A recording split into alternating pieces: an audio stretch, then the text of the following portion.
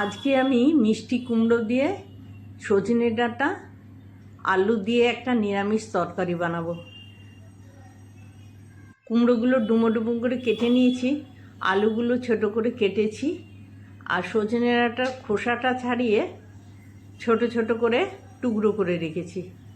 এবার আমি সর্ষের তেলে 5 ফোড়ন,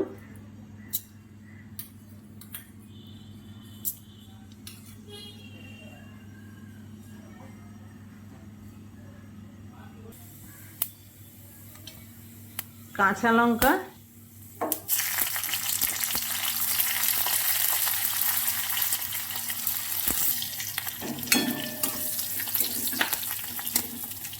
একটু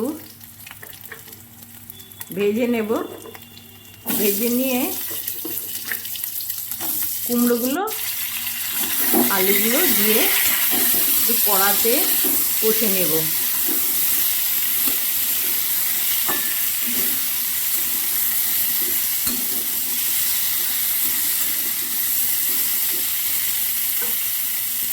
এটা ভালো করে কষে নেওয়ার পর আমি এটার মধ্যে অল্প লবণ, পরিমাণ মতন হলুদ দিয়ে দিলাম।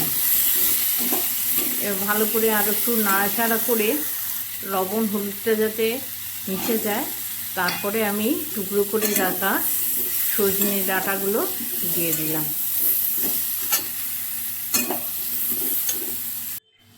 এটায় আর কিছু মশলা দিতে লাগবে না, রুটিতে খেতে খুব ভালো লাগে,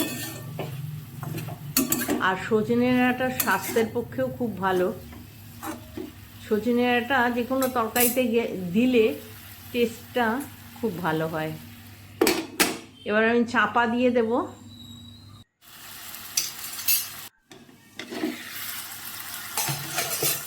এবার এই তরকারির মধ্যেই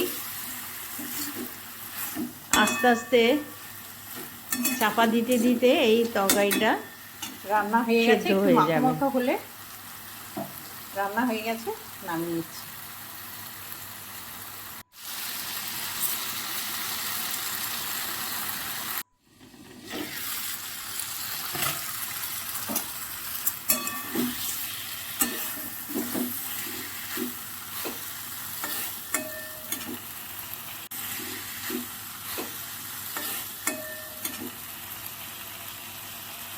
হয়ে গেছে।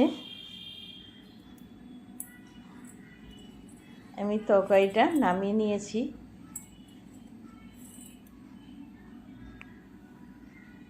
এটা রুটি দিয়ে, ভাত দিয়ে বেশ ভালো লাগে খেতে।